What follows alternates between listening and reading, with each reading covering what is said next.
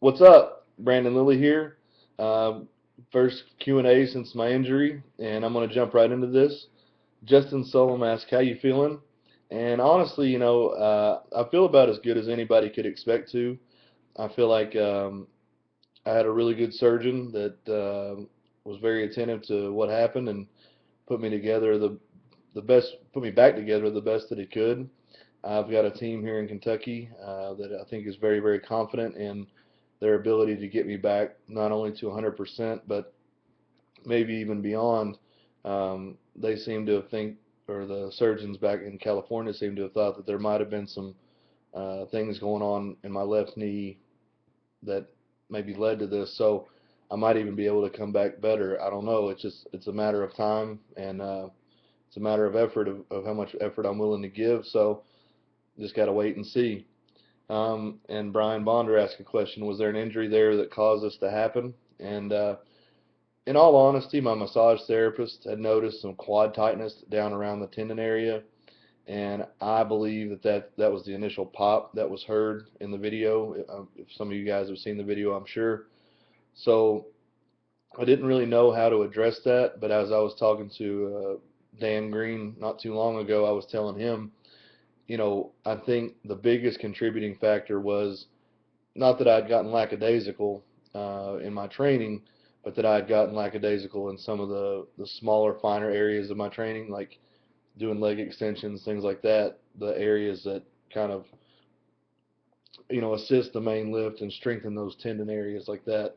So, leave no stone unturned. I wish I had, paid a lot more attention to the details now, but that's part of it. You can't go back. So going forward, I definitely have a new hardened mentality about how I will train, and it's definitely going to be a long a long road back, but I'll be back. So just got to see what happens.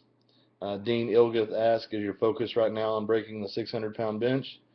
If I was to say that, I would be lying. My first focus is to just get my legs back, to the point of walking, and functionability.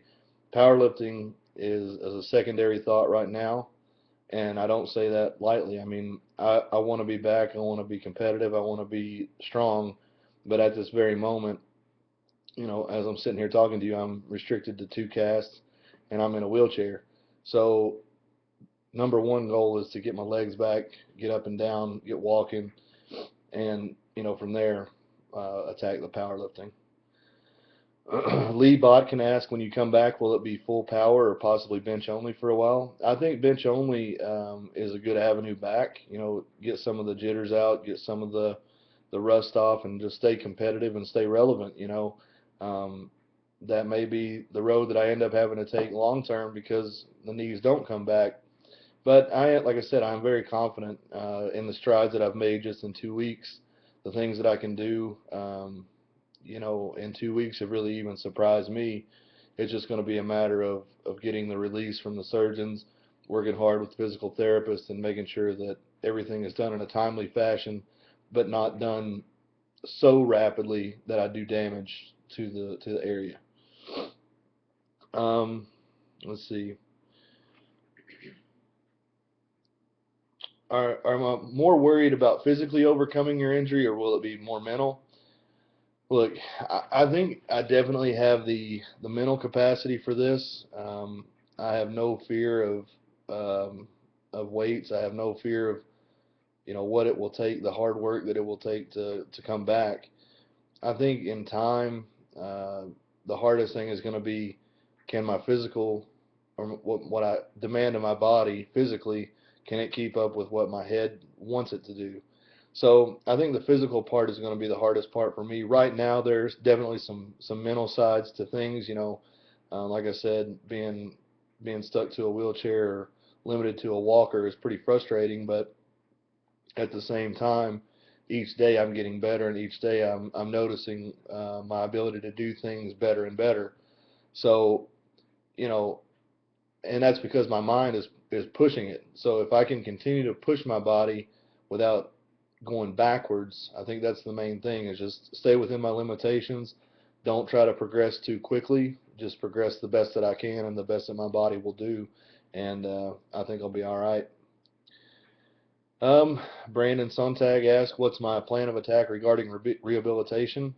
I've got two physical therapists in mind that are actually I'm going to be working with. They're pretty aggressive. They're very, very familiar with powerlifters. They're very, very good, and they're very, very knowledgeable about knee injuries.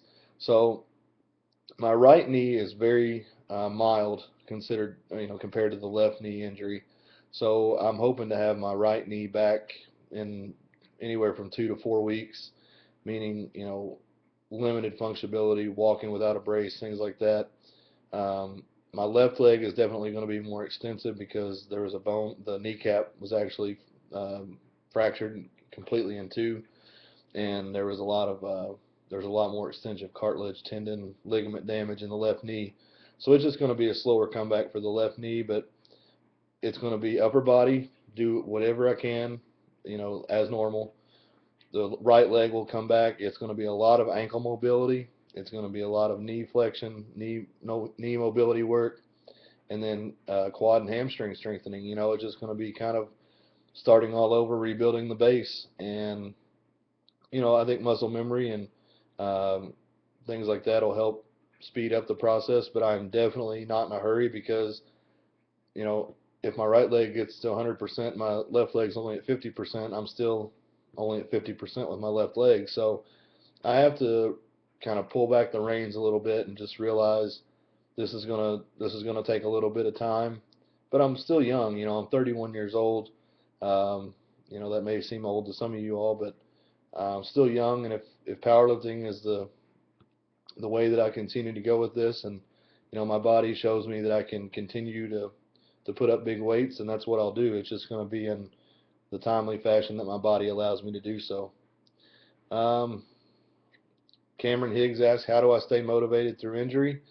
I'm just a motivated person. I think there was a few days there where I got pretty down, pretty low, and I think it was just because I went from being fully active on the go constantly to basically being stuck inside, stuck in a wheelchair, well, actually stuck in a hospital bed.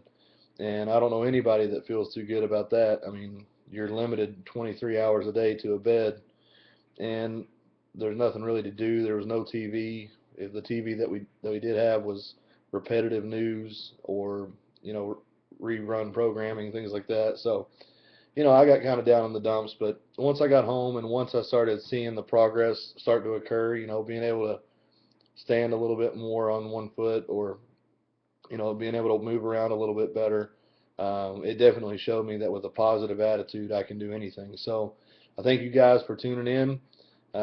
We'll hit one of these up tomorrow because I got nothing but time, and be back in the gym. So I'll talk to you then. Thanks.